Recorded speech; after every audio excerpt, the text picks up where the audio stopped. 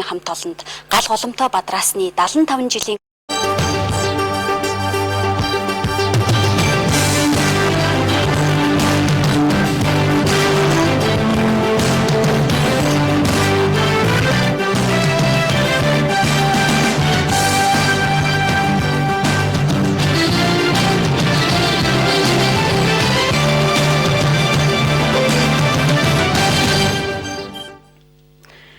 Тавхан дөрөм төргийн цагийн хурд мэдээллийн хөтөлбөрөөр хүлээн авч үзцгэнэ үү.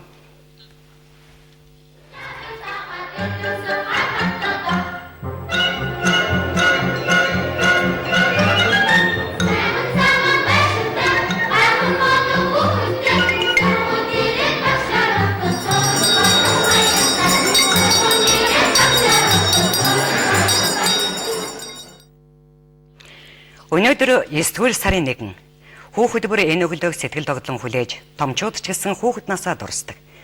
Шинэ өглөөний нар хүүхдийн инээчийг мандаж хүн бүрийн сэтгэл залуунаас хөглсөн өөдрөг бүхнээр дүүрэн мөнгөн хонх жигнэлээ.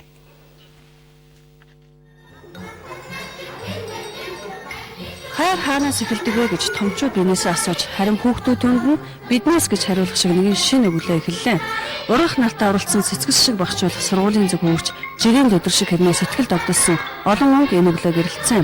Хамгийн түрүүний сургууль өглөө 7 цаг 30 минутаас шинэ хичээлийн жилийн нээлттэй эхэлж их ажлын бас их оюуны нэгэн жил эхэллээ. Өнгөрсөн одоо ирээдүйн үргэлжлэл энэ л өглөөг улам гээгүүж хүүхэд насыг нь хүн бүрт мэдрүүлдэг болохоор шинэ хичээлийн жилийн эхний өглөө онхны дуутай хүүхдийн гинэн инээд цоны олон сайхан дурсамж агуулan ирлээ. Зүүн зоонд үл тасрах алтан ургийн хэлхийг оюуны цараар төлж цагаан сони цацал шиг цаг цагийн эхлэл бас үргэлжлэл болсон хүүхэд залуустай шинэ хичээлийн жилийн бас шинэ амьдралын нэгэн түүхэн утсыг сөксөн энэ өдрийн мэндийг эмээ магнитлагын уран бүтээлч ах эгч нарын зүгээс уламжилж байна. Шинэ бүхний эхлэл үргэлж өөдрөг гэрэлт нар өд тэмүүлж явах болтугай. Энэхүү улс орон даяар нэгэн зэрэг эхэлдэг хичээлийн шинэ жилийн нээлт хот өдөөгөө эхэллээ. 2009-с 2010 оны хичээлийн жилд улсын хэмжээнд 750 гаруй ерөнхий боловсролын сургуульд 530 мянган хүүхэд суралцвал 150 их дээд сургууль коллежид 160 мянган оюутан эрдмийн хонх захиж байна. Мөн 783 цэцэрлэгт 140 гаруй мянган хүүхэд сургуулийн өмнөх насны боловсрол эзэмших юм. Бүх шатны сургуулийн хичээлийн нээлтэд төр засгийн удирдлагууд оролцдог уламжлалаар Монгол улсын төрийн тэргүүн энэ жил 2 сургуулийн баярыг хуваалцсан юм. Рашив Ганди нэрэмжит үйлдвэр урлалын дээд сургуулийн нээлтэнд Монгол Улсын ерөнхийлөгч Элбүдэр журагтаа оролцлоо. Энэ сургууль улс орон даяар мэрэгжилтэй ажилтан бэлтгэх гол бааз болсон эрдмийн өргөө гэдгээр онцлогтой.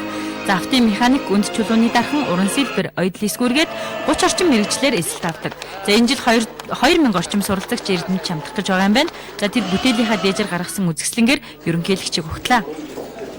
Энэ жил мэрэгжлийн боловс сургалтын байгууллага хамт олонны хувьд салбарын шинжилсэн хууль батлагдаж, Монголын боловсролын үндэсний зөвлөл байгуулагдаж, энэ сургуулийг мэрэгжлийн удирдлагаар хангах агентлаг байгуулах шийдвэр гарсан ийм үед эхэлж байгаагаараа онцлог юм аа. Ерөөсөө мэрэгжил сургалт үйлдвэрлэлийн төвийг бэхжүүлж чадах юм бол бид нар хүмүүстэй боловсрол олгох юм байна, хүмүүстэй мэрэгжил олгох юм байна, хүмүүстэй амьдрах боломжийг олгох юм байна, ажил амьдралтай болох замыг нээх юм байна. Ийм учраас мэрэгжил сургалтын үйлдвэрлэлийн төвийг бэхжүүлье гэдэг ийм шийдвэрийг гаргаж ирсэн. Би ерөнхий сайд байхдаа энд анхаарал тавьж энэ сургуульд мэрэгжил сургалтын үйлдвэрлэлийн төвд явах юм бол энэ сургууль энд байгаа зардлын төрөөс таадаг байя. Энэ сургуульд явж байгаа хүүхдүүдтэй тэтгэлэг олгодог байя гэж ингэж шийдвэр гарч ирсэн. Одоо энэ тэтгэлэг энэ боломжуудыг улам цаашаа нэмэгдүүлэх хэрэгтэй. Улсын хэмжээнд энэ хичээлийн жил мэрэгжлийн боловсрол сургалтын 64 байгууллагад 45 мянга орчим хүн суралцж байгаа юм байна. Сүүлийн 5 жилийн дотор төрөөс нийтдээ 3 тэрбум орчим төгрөгийг энэ чиглэлд зарцуулсан байна. За үйлдвэр урлалын дээд сургууль гэхэд энэ жил 40 гаруй сая төгрөгийн хөрөнгө оруулалтаар сургалтын бааз ахуйн нөхцөлөө сайжруулжээ. За энэ сургууль цуур боловсрол эзэмссэн бүх насныхан элсэн суралцах боломжтой ч бас л энэ сургуулийн давуу талын нэг юм аа.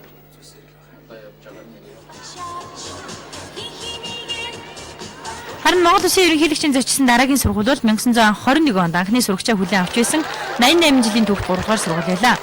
Энэ жил 6 настай 200 нийтдээ 1800 сурагчтай сургуулийн жилээ эхэлж байна. Монгол Улсын ерөнхийлөгч Элбүд орж орон даяар экологийн сэдвээр хичээл заасан анхны хичээлч мөн сургуулиас эхлэв.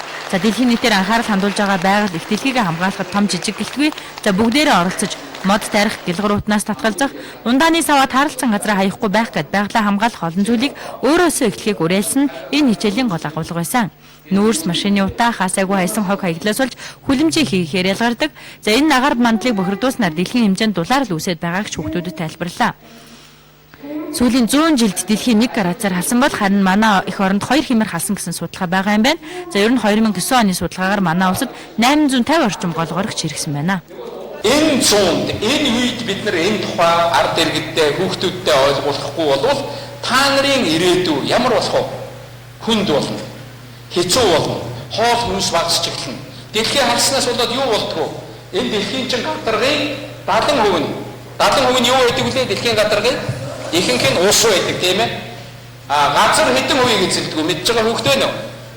27% эзэлдэг тийм ээ. Газар 27% эзэлдэг.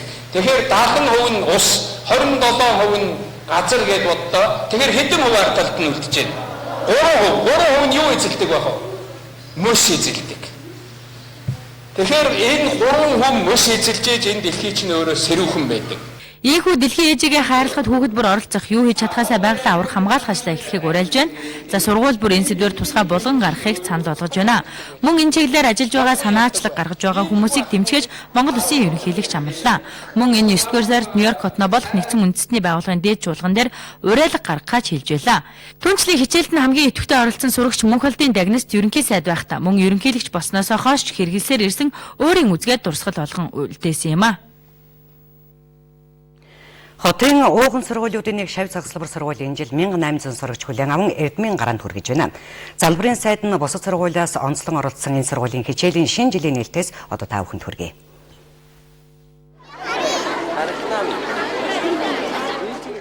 1968 онд байгуулагдсан шавь цогцлбор сургууль сурагчдаа их засвар хийсэн анги танхимдаа хүлээж авч байгаа. 40 жилийн турш дөрвтэйхэн гар хүрч засаж амжлаагүй байсан сургуульд Азийн хөгжлийн банкны 160 сая төгрөгийн хөрөнгө оруулалтаар их засвар хийж өнгө золсжээ. Сургууль 540 хүүхдийн багтаамжтайгаар анхлан баригдсан. Харин одоо энэ сургуульд хүүхдийн тоо хэтэрсэн хотын бусад сургуулийн адилаар байх ёстой сурагчийн тооноос 3 дахин их буюу 1800 хүүхэд сурч байна. 6 настай хүүхдүүдийг анги дүүргэлтэй бол манайх 30-аас хэтрүүлэхгүй байгаа. Угаасаа яамнаас бол 30-аас хэтрүүлэхгүй гэсэн шийдвэртэй байгаа учраас анги дүүргэлтэй бол 30-д барьж байгаа. За энэ хичээлийн жилд шавь цогцлбор сургуулийн отгон сурагчид болохоор 6 настай 400 хүүхэд 11 ангид хуваагддаг хичээллэхээр бүртгүүлсэн байна.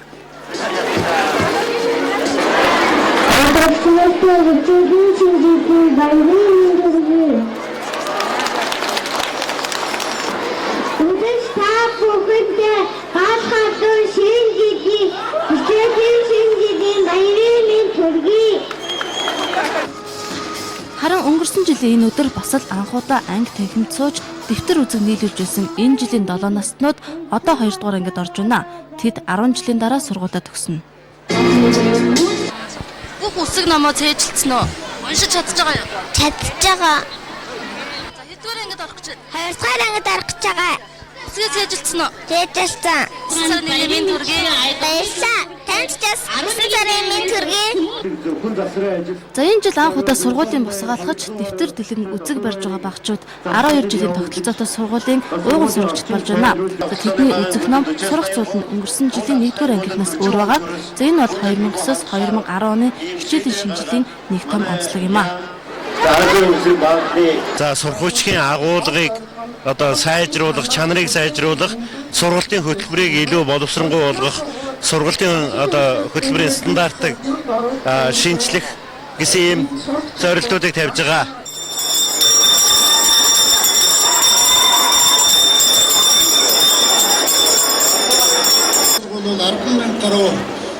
Бяцхан сурагчдын гараас цангинсан хонх за тэдэнд эрдэм ном заах ирээдүйн багш нарыг бэлтгэдэг их сурвалж бас өнөөдөр дуугарлаа. За Монгол улсад 30 мянга гаруй багш бэлтгэж өгсөн энэ их уурхад эрдэм сурахаар 300 гаруй шинэ оюутан элсэн оржээ. Тэд анхныхаа хичээлээр сургуультайгаа танилцаж багш хэмээх эрхэм алдар эзэн байх утга учирыг эрдэмтэн багш нараас сонслоо. Уусаа жоохон бахтаа энэ мэргэжлэр явъя гэж бодож ирсэн. Тэр үед багш нар их гоё харагддаг байсан. Тэгээд одоо багшийн сургуулаад өгөөл тэмцээл ингээ ороод ирлээ. Ирээдүйн хүүхдүүдийг бэлдэх, сайн бэлдэх зорилгоор орсон. Төгсөөд орон нутагт ажиллах бодолтой байгаа. Аймгийн төвдөө орж ажиллах Сумд. Багшийн мэргэжлийг эзэмшихээр Монгол Улсын боловсролын их сурвалж суралцж байгаа оюутнуудын дийлэнх нь орон нутгаас ирсэн хүүхдүүд байдаг. Хичээл сургууль эхлэхээс өмнө олон эцэг их оюутнуудыг чамгүй төвшөөгээд авсан төлбөр нэмэх асуудал энэ сургуулийн хувьд харьцангуй намжин байна. За инфляцийн түвшинтэй уялдуулж 6% сургалтын төлбөрөө нэмсэн гэлээ. За одоо төлбөрийн дунд чинь 700 мянга байгаа юм байна.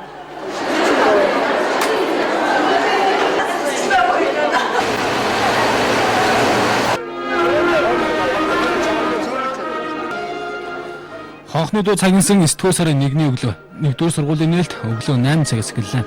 3 сар амарсан сурагчид цэцэрлэгийн ангиас ах эгч нартайгаа хамт хичээлийн жилээ эхэлж байгаа сурагчид Эрдэм Нуурхай баярын нээлтэнд оролцож байгаа нэ.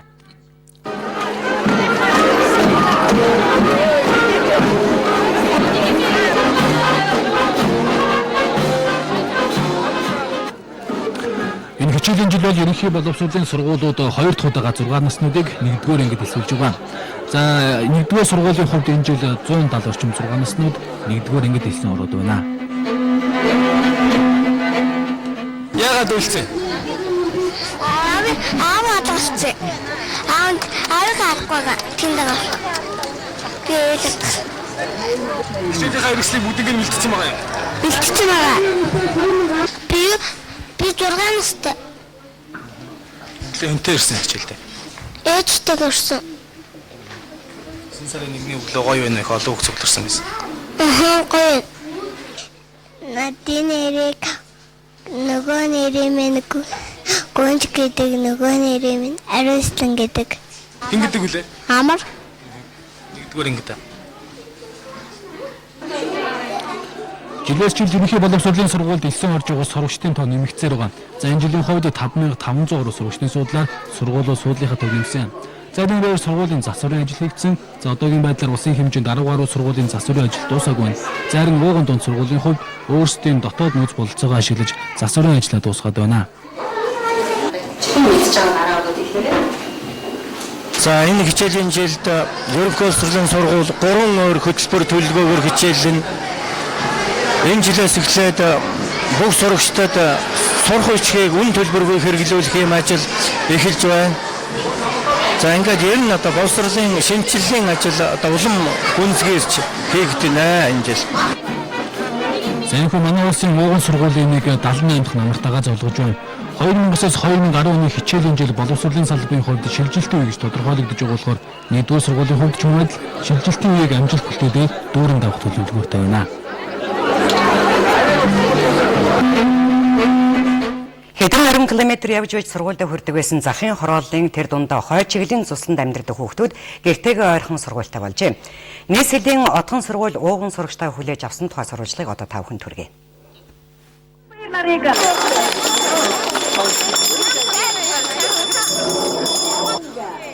Чингэлтэй дүүргийн 17 дугаар хороо буюу салхитад байх энэ сургуулийг Японы улсын засгийн газрын буцалтгүй тусламжаар барьжээ.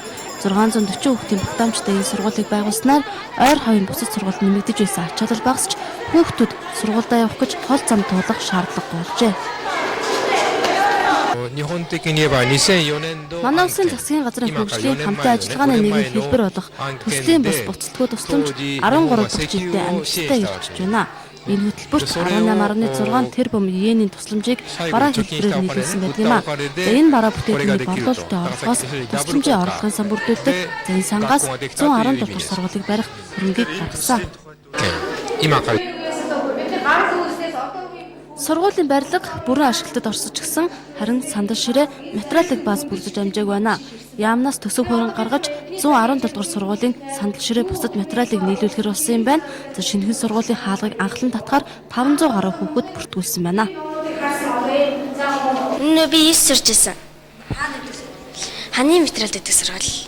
Гэрний доо одоо Гэр нь бүрдсэн дэдэг. Энэ салхит дээр 117 дугаар сар байгуулагдсанараа бид нар даяа төснөмөрөөр оруулж байгаа.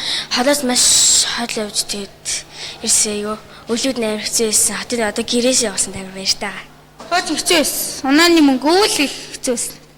Автобустай амжиж явдаг байсан манай өхөд. Тэгээ энэ жилээс ихтэй энэ гоё сургуульд хараад их баяртай. 2-3 бууд хол газраас явж байсан. Бараг 30-40 минут явж сургуульд очдог. Дандаа хожигдож очдог байсан шүү дээ холоос тий. Өөл их таардаг. Одоо гэрээ ойр ирж яхад нэг баяртай байгаа шүү. Цоо шин сургуульд анхны сурагч нь болж орж ирж байгаа 6 насны ангиар бид орсон. Сургуульд сурах гоё гэж бардам хэлж байгаа хүүхдүүд эдэн дотор байгаа бол заваас аав ээжээ хайсан цэцэрлэгээ санагалдсан багчууд ч олон байсан юм а.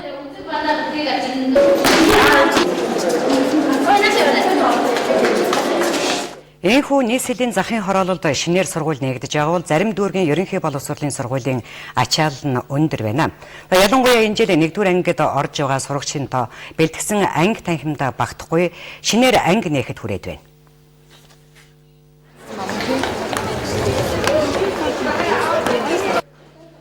За Баянгол дүүргийн сэтгэмж цогцлбор сургуульд 1200-аад хүүхэд хүлээн авах хүчин чадалтай. За энэ жил 2000 гаруй сурагчид хичээлдээ ороод байна. За жил ирэх тусам хүүхдүүдийн тоо нэмэгдэж байгаа нь нөгөө л шилжилт хөдөлгөөнтэй холбоотой. За өнгөрсөн жил 6 насны 4 анги төгссөн бол энэ жил 6 анги хичээллэхээр болж байна. Чингэлтэй дүүргийн 7-8 дугаар хорооны бүх хүүхдүүд манай сургуульд Баянгол дүүргийн одоо энэ харьяалтай сургуульд суралцдаг. Чингэлтэй дүүргийн 7-8 дугаар хороонд сургуулийн ямар нэг орчин байхгүй. Цогцлборын хэмжээнд 6 настай 6 бүлэгт за 190-д хүүхэд авсан. Одоо тэгтэл ахаад хүүхдийн тоо нэмэгдээд нэг бүлэг нэмэх үү, яах үү гэдэг дээр бид нэр ярилцаад байна. 200 гарах болтой юм шиг байна 6 настай хүүхэд. За нэгэнт бүртгүүлээд хүрээд ирсэн ойр хавийн хүүхдүүдийг аль болох хүлээн авахар энэ сургуульд ажиллаж байна. За үүний тулд дотоод нөөц бололцоогоор багангийн хичээлийг 3 ээлжинд оруулчихын тулд ажиллаж байгаа гэж сургуулийн захиргаа тайлбарлаж байна. За өнгөрсөн жил 1-р ангид нийт 29 хүүхэд хичээлж байсан бол энэ жил нэг ангид 35 хүүхэд суралцж байна. Намайг он төрдөм намтай сайхан болоорой гэсэн. Би том бодо тогооч юм. 5 настай. Там болоод шүдний үйл. Сургууль явах ямар вэ? За энэхүү их орон даяар Эрдэнэ их босхыг бяцхан сурагчид алхан орж байна. За тэд энэ жилдээ багтааж уншиж бичиж сурах юм аа. Дэлхийн эхний 10 жагсдаг ихэд сургуулиудад 50 гаруй оюутан суралцж байгаа санд сургууль Монгол орны оюуны хөгжил дөрвтэй хөрөнгө оруулалт хийж байгаа. За ерөнхий боловсролын дунд сургуулиуд дотор бүхий л үзүүлэлтээр толгой цахиулсан санд болон орчлон сургуулийн хичээлийн шинэ жилээс хийсэн бэлтгэл сурвалжлагыг одоо үзүүлье. Одоогоос 13 жилийн өмнө 40 сурагч 2 багш 2 ангитаагаар гараагаа эхэлж байсан санд сургууль одоо 1000 гаруй сурагчтай 70 гаруй багштай 4 давхар хичээлийн байртай олон түмэнд танигдсан сургууль болжээ. Өөрөө эх орондоо төдийгүй олон улсын бүхий л олимпиад уралдаан тэмцээнд самтын хүүхдүүд толгой цогч тэргуун медалуудыг хүртдгээрээ өөрийн имижийг энэ сургууль хэдийнэ бүрдүүлж чадсан юм а.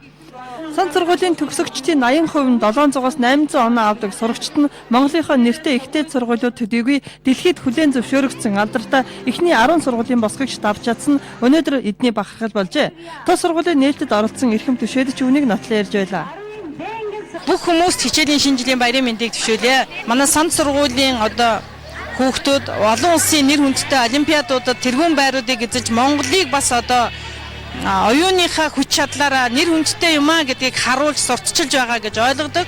Тэгээ энэ сургуулийн эрдэмтэн багш нарын нүрэг хөдөлмөр хамт олонных нь хичээл зүтгэл Монголын олон үрсийг одоо боловсралтай мэдлэгтэй иргэншсэн хүн болох гэд хувь нэмрээ оруулж байгаад нь талархаж явдгаа гэж хэлж байна. 2009-оос үнэхээр тийм ажралтай гэрэл гээтэй энэ сайх өдөр байна. Тэгээд энэ сургууль маань бол ерөнхий боловсролын сургууль, тэр дотор хувийн гэрчлийн сургууль байгаа. Тэгээд маш сайн төгсөгч нь маш сайн үзүүлэлт үзүүлж байгаа. Тийм учраас ер нь бол Монголын ирээдүйд залуу үедээ тэр дотор оюундаа, оюуныхаа хөгжилтэй юм байх ёстой. Хүүхэд эрдэмтэй боловсралтай болох нэг асуудал харин хүн шиг хүн болох гэдэг илүү чухал. Тиймээс аль алинд нь анхаарч байдаг нь санд сургуулийн бас нэг онцлогоо гэж энэ сургуулийн багш нар ярьж байсан юм а. Эдний сурагчид ч өөрсдөө хэхэн ихтэй байдаг юм байна. Зөндөө юм сурч байна. Жишээ нь одоо тоотал чадал урд нь би нэг 100 хүртэл таалдагаас одоо бүр сая баяа гаргаад яваа. Тэр гих мэт гээл. Чи ямар зорилготой юм юу болохыг хүсдэг вэ? Би нэг одоо санд сургуульд энэ захирал болно гэж явж байгаа шүү дээ. Манай багш нар маань их нөхөрсөг, найрсаг тэгээ бас дээрс нь би багш нартайгаа хамт тахтай их дуртай. Ангийн найзууд маань гэсэндээ надад их таалагддаг учраас би сургуультай яваад байхад үнэхээр дуртай байдаг. Монголчууд хүч чадлаараа Олимп дэлхийн аварга шалгаруулах тэмцээнээс алт мөнгөн медаль хүртдэг шиг сантын сурагчид оюун ухаанаараа Нобелийн шагнал авах ирээдүй ойрхон байгаа гэдэгт итгэлтэй байдгаа гэж сан сургуулийн ярьцгааж байна. Тэд сүүлийн үед гадаад харилцаанд ч ихээхэн анхааруулжээ. Манайх бол гадаад харилцаанд бол шинжилгээ хийж байгаа. Бид нар бол маш олон дунд сургууль, гадаадын хай скуулуудтай хамтарч ажилладаг. Энэ утгаараа бол Америкийн одоо шилдэг их сургуулиудад бол хүүхдүүдээ одоо тэнцвэр сургаж байгаа. Жишээ нь бол Массачусетс технологийн институт байна, Станфорд их сургууль байна, Дюк их сургууль байна. Одоо сургаж байгаа хүүхдүүдийн тоог бид нар бол одоо өсгөх зорилго энэ жил тавьж байгаа. Мөн одоо Японы засгийн газрын тэтгэлт бол энэ жил ихэд 10 гаруй хүүхд тэнцсэн байна. Жил болго ингэж явсаар гана ер нь цаашдаа их олон хүүхдүүдийг бас Японы засгийн газрын тэтгэлэгт бас хамруулъя гэж бодож байгаа. Энэхүү Монгол орныхоо оюуны хөгжил цан сургуулийн хамт олон дөрвтэй хөрөнгө оруулалт хийж байна. Мөн хүнийг хүн болгоход ч гол анхаарлаа хандуулан ажиллаж байгаа гэдгээ ярьцгааж байна.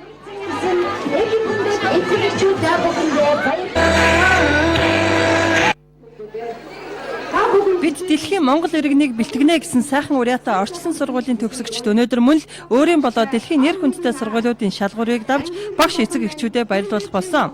Орчлон сургууль анхны сурагчдаа эхний хичээлийн жилээс нэхлээд их хэл дээр нь бага боловсрол олгохын зэрэгцээ мөн Кембрижийн олон улсын анхан шатны боловсролын хөтөлбөрийг ч хэрэгжүүлж эхлээд байгаа юм байна.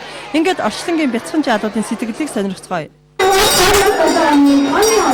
Би гэрээхэнтэй хайртай болохоор будын зурж байгаа. Аав ээжтэй ихтэй хайртай. Сургуульд орж сурах гэж байгаа. Яаж өнгөрөөсөн? Хичээлээ хийгээл ямар мэргэжил алга өсдөг вэ? Цагдаа.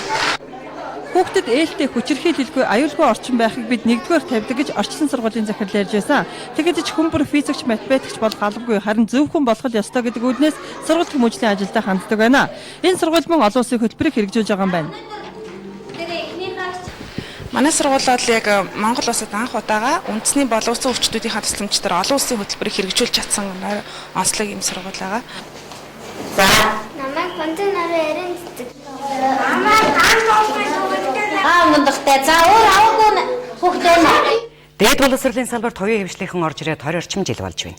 Мэргэжлийн боловсон хүчин бэлтгэх хүнд ачаанаас энэ жилийн турш олон жилийн турш үргэлжлэж байгаа хувийн хвшлийн сургуулиуд өнөөдөр эсэгчтэй мөнгө тавлаа. Орчин үеийн технологийн чиглэлээр мэргэжилтэн бэлтгэдэг цөөхөн ихтэй сургуулийн нэг болох Жон дээд сургуулийн хичээлийн шинжилгээний анхны хичээл улсын хурлын гишүүдийн лекцээр эхэлсэн. За 8 дахь жилээ өгтөж байгаа энэ сургуульд элсэн орсон оюутнууд Монголд анхудаа хай технологиор магистрийн сургуультад хамрагдах боломжтой. За ингэснээр нанотехнологи, биотехнологийн чиглэлээр өндөр технологийн үйлдвэрт ажиллах дэлхийн түвшний мэргэжилтүүдийг бэлтгэн гаргана гэсэн үг юм байна. Жон дээд сургуулийн багшлах боловсон хүчин энэ хичээлийн жилийн хувьд мөн онцлогтой байгаа гэлээ. За барууны орнуудад нанотехнологиор докторийн зэрэг хамгаалсан ажлын туршлагатай Монгол залуу эрдэмтэд гадаадын доктортой хамтарсан баг болж сургалт явуулах юм байна. Хувийн хвшлийн шилдэг 10 сургуулийн нэгд зүй ёсоор тооцогддог байгууллагад 15 жил болж байгаа тус сургуулийн шинэ хичээлийн жилийн нээлтэд Монгол Америкийн соёлын нийгэмлэгийн төлөөлөгчид ирж оролцож байгаа юм. Энэ сургуульд 11 мэргэжлэр 9 цагаарын оюутан суралцж байна. Бакалаврын түвшний сургалтаас гадна мастрын түвшний боловсрол олгож байгаа хувийн хвшлийн цөөн хэдэн сургуулийн нэг юм. Оюутан сургуулаа төгсөөд тухайн мэргэжил дээр ажиллах дэвшлүүлэх мөн одоо харилцааны соёл бусад одоо чадрууд одоо харилцааны соёл мөн шүүмжилтэй юмыг одоо сэтгэн бодохоос гадна альваад одоо чин шудраг өөрийн гэсэн зорилготой яаж ажиллаж амьдарч сурах вэ гэдэг тал дээр энэ жил илүү их анхаарлаа хандуулъя гэж бодож байна. Бизнес, эдийн засгийн чиглэлийн сургалтаас гадна хүнсний технологи, хэл уран зохиол, сэтгүүл зүйн салбарт мэргэжилтэн бэлтгэж байна.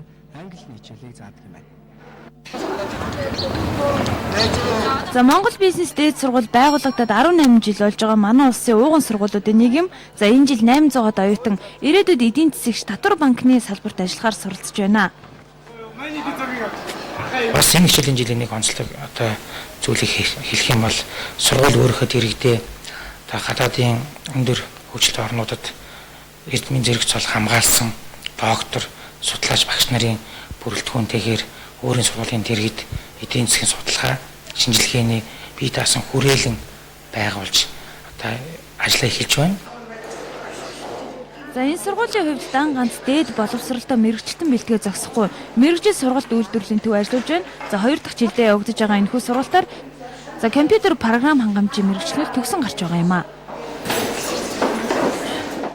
Хүүхдүүдийнхээ боловсролд эцэг эхчүүд анхаардаг болсон энэ үед сургуулийн өмнөх боловсролыг хүртээдэг цэцэрлэгүүд нэлээд ачаалттай хичээлийн шинэ жилээ эхэлж байна. Нийслэлийн улсын тэргүүний 5 дугаар цэцэрлэг энэ жил 230 хүүхэд хүлээн авсан байна. Чингэлтэй дүүргийн 1-р хорооны хүүхэд багчуудыг 51 дахь жилдээ хүлээн авч байгаа энэ цэцэрлэгт шинэ хичээлийн жилд 230 хүүхэд хамрагдахаар болж хүчин чадлаас 20 хүүхэд илүү сургахаар болж байгаа юм. Ер нь сүүлийн жилүүдэд эцэг эхчүүд хүүхдээ сургуулийн өмнөх боловсролд хамруулахыг чухалчлан үзэх болсон байна.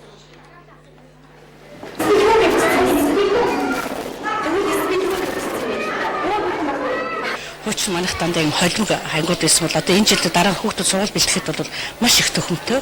Яг сараараа он сараар тэр их онцлог одоо хүүхдүүд одоо цаашаа сургаж хүмүүжүүлэхэд багш нарын хувьд ч гэсэн их хаштайхан таатар өсөд үдчихэж мөн хүүхдүүд ч гэсэн өөрсөнд нь яг үеийн хүүхдүүдтэйгээ бие зүг авч явах одоо энэ харьцаа өн дээр бол их хаштайхан тийм сайхан болж ирж байна. Хичээлийн шинэ жилийн бэлтгэлээ бүрэн хангаж өөрсдийн хүчээр 2 сая гаруй төгрөгийн урсгал засвар хийсэн нийслэлийн ууган цэцэрлэгт энэ намар 74 хүүхэд шинээр илсэн оржээ. Нэгж хичээлийн бэлтгэл өрөөгөөжийг нэмэгдүүлэхийг гол зорилгоо болгосон сургуулийн өмнөх боловсролыг хүртэх бяцхан багчууд нулимстай бас дуутай хууртай шинэ хичээлийн жилээ эхэлж байна.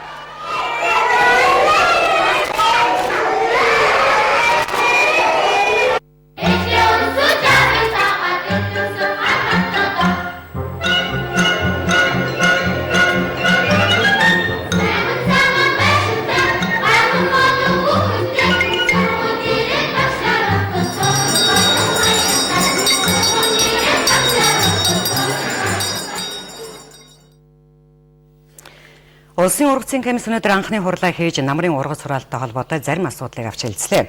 Адрын 3 дахь хаяны 2 дахь жил тариаланчид ариун ургац хураан авах боломж байгаач хүн хүчээ техник дутагдaltaгээд хүндрэл бэрхшээл цөөнгүй байгаад энэ үеэр хүндэн ярьсан байна.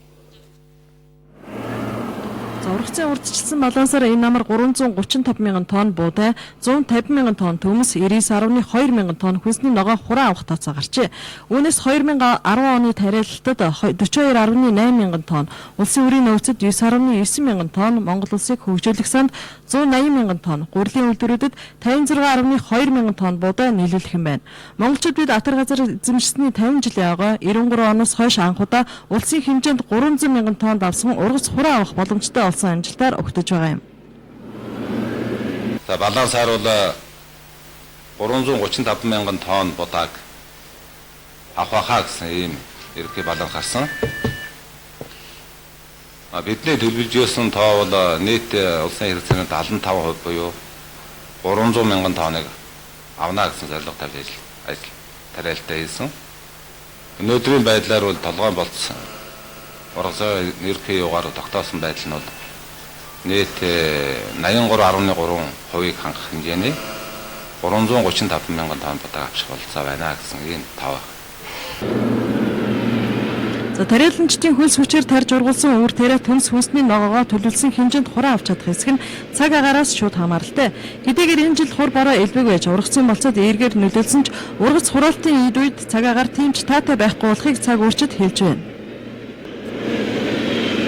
9-р сарын 3-наас 4, 8-наас 10-нд тариалан бүхий нутгаар хурд унц орох төлөвтэй. За 4-нөөс их нутгаар сэрүүсч нутгийн хойд хэсгээр өдөртөө 9-өөс 14 градус. За шөнөдөө 1-ээс 6 градус дулаан.